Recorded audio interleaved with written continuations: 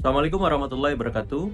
Kali ini saya akan mengulas soal Pak Jokowi dan partai super terbukanya. Ide ini ternyata diakomodasi oleh Partai Solidaritas Indonesia. Apakah partai super terbuka, apakah partai perseorangan berangkat dari sebuah efek Pak Jokowi dipecat oleh Partai Demokrasi Indonesia Perjuangan atau PDIP. Bola salju ini menggelinding dan satu momen Pak Jokowi menyampaikan bahwa dia akan mulai dengan partai perorangan atau partai perseorangan.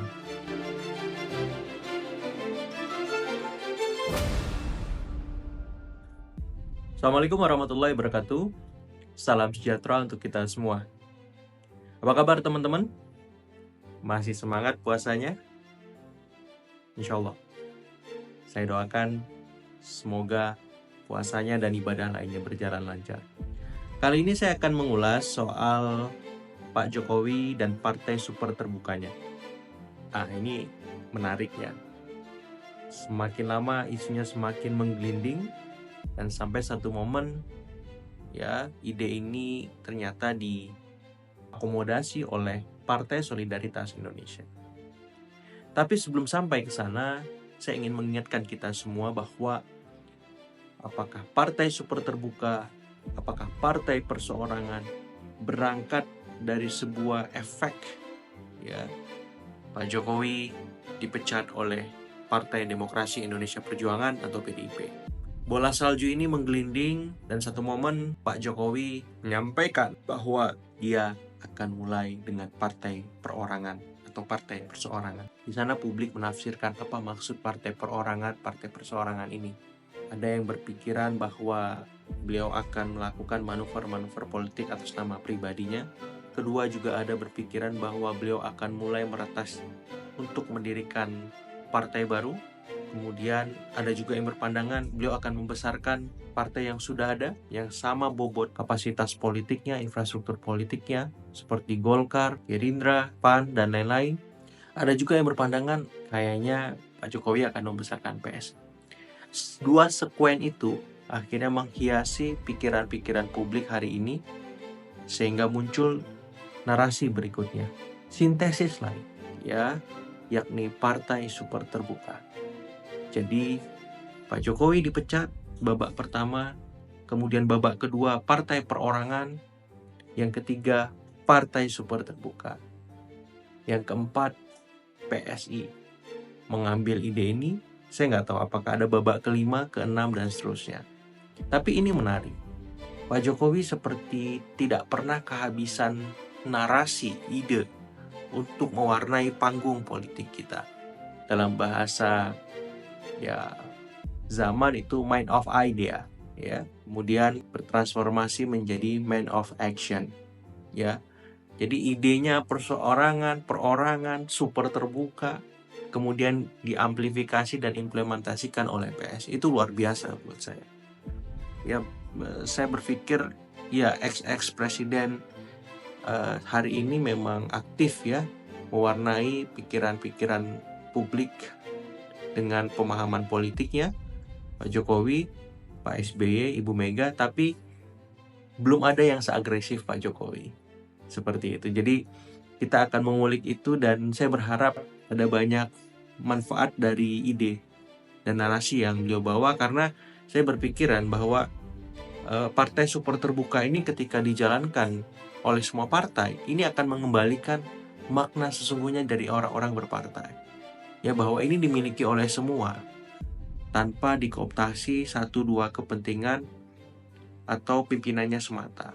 Yang hari ini kita saksikan partai-partai di kita tergantung atau mengalami ketergantungan yang berlebih terhadap pimpinan-pimpinannya, sehingga menjadi kurang mandiri, kemudian kurang merdeka dalam menyalurkan aspirasi rakyat dan bicara atas nama kepentingan bangsa.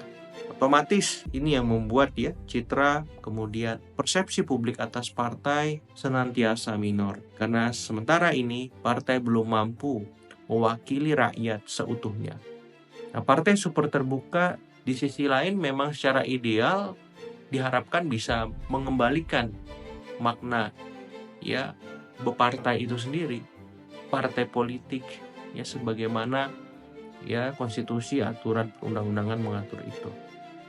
Tapi secara praksis ya partai support terbuka ini adalah bagian dari cara Pak Jokowi untuk ya membuat posisi tawar politiknya semakin kuat, karena beliau ketika mampu mendapati sebuah institusi bersamanya, institusi partai politik ya, otomatis gebrakannya, terobosannya, manuver-manuver politiknya akan semakin kuat dan semakin solid mempengaruhi sistem politik kita, elit-elit politik kita, bahkan publik secara keseluruhan.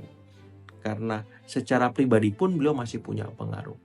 Secara pribadi pun ya setiap waktu pendapatnya, pikirannya, tindakan-tindakannya itu selalu dikutip, dilihat oleh media, oleh elit, oleh semua kalangan. Yang kemarin beberapa waktu yang lalu sempat saya ulas, itu publik ya masih saja mengantri di depan rumah Pak Jokowi. Media senantiasa mengutip beliau.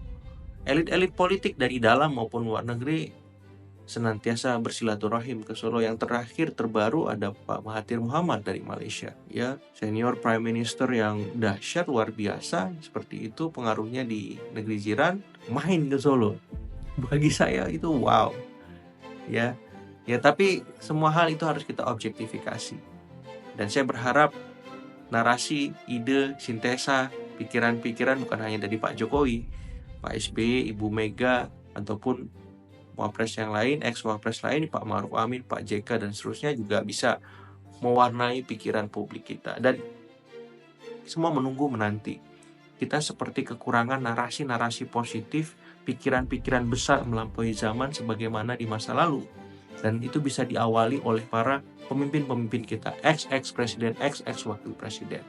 Di balik itu semua, saya juga melihat bahwa soal political bargaining position tadi, Pak Jokowi setidaknya juga ingin menjaga keluarga Solo dari beragam ancaman, ya, serangan yang beberapa waktu terakhir cukup intens yang diwakili oleh tagar Adili Jokowi yang menyudutkan ya keluarga Solo, baik dalam konteks Mas Gibran, kemudian Mas Kaesang, kemudian Mas Bobi, dan dengan kehadiran ya partai super terbuka, harapannya ini bisa menjaga keluarga Solo, memastikan Pak Jokowi aman, tidak tersangkut paut dalam kasus-kasus di masa lalu ataupun di masa mendatang, karena kebijakan yang beliau ambil selama memimpin 2 periode.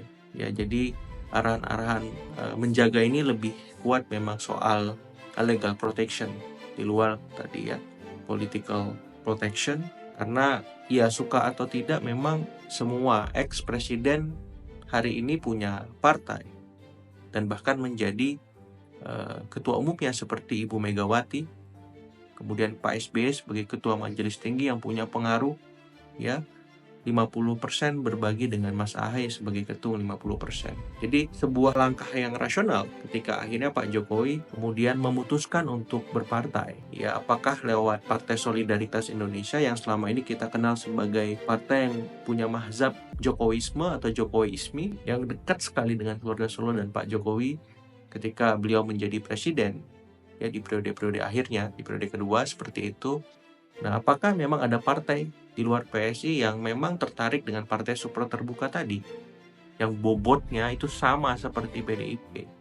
Ya, tapi memang kalau kita menelusuri apakah itu Golkar, terlalu banyak faksinya. Ya, banyak sekali di sana ketua-ketua yang punya pengaruh kuat sebagaimana ketua umumnya. Kalau kita bicara Golkar, kalau kita bicara Gerindra, Pak Prabowo sudah terlalu terik. Ya, pengaruhnya sangat kuat sekali. Pak Jokowi kalau di sana saya kira kurang terlalu signifikan dampaknya, ya. Sehingga memang pilihan di luar Gerindra dan Golkar ini menjadi mungkin, ya, seandainya bukan PSI yang dipilih. Dan yang tersisa ada PAN misalkan, atau partai lain lah yang memang belum mendeklarasikan keterkaitan dengan Pak Jokowi untuk memberikan pengaruh ya kepada beliau, karena agak susah kalau Pak Jokowi gabung ke partai tanpa kewenangan yang kuat. Sulit ya membayangkan kalau misalkan beliau bukan ketum atau bukan ketua Dewan Pembina yang punya wewenang dan otoritas juga. Sebatas formalitas simbolik ya kayaknya agak berat ya bagi Pak Jokowi mengambil itu. Tapi kalau misalkan beliau punya pengaruh besar sebagaimana pengaruh ketum atau ya 50-50 kayak model di Demokrat, saya kira itu menarik juga. Karena mendirikan partai baru di Indonesia itu nggak mudah ya. Ada verifikasi administrasi yang harus dilalui dan itu nggak gampang. Belum lagi harus dicek nanti secara faktual oleh KPU. Ya, jadi ini menjadi satu dan dua lain hal ya yang memang menjadi momok bagi siapapun yang ingin mendirikan partai di Indonesia. Karena syaratnya begitu berat ya. Belum lagi kita bicara kos yang harus ditanggung untuk membesarkannya. Dan PSI pada waktu itu luar biasa ya supportnya, tapi memang belum lolos parliamentary threshold walaupun ada kenaikan yang signifikan. Nah, daripada nanggung dan Pak Jokowi penasaran juga, memang saya melihat ada arahan beliau kuat untuk membesarkan PSI. Ya, ini sebagai pekerjaan rumah yang belum tuntas di masa beliau memimpin untuk lolos parliamentary threshold, ambang batas ya, yang nanti ditetapkan oleh penyelenggara. Kita nggak tahu apakah di bawah 4% atau 4% tapi ada syarat dan ketentuan berlakunya. Misalkan ada kemungkinan diubah lagi seperti itu, tapi semua berharap ya ambang batas 4% itu diturunkan semaksimal mungkin supaya semua partai punya perwakilan di parlemen. Nah, dalam konteks ini PSI sangat mungkin di 2029 akan masuk ke DPR.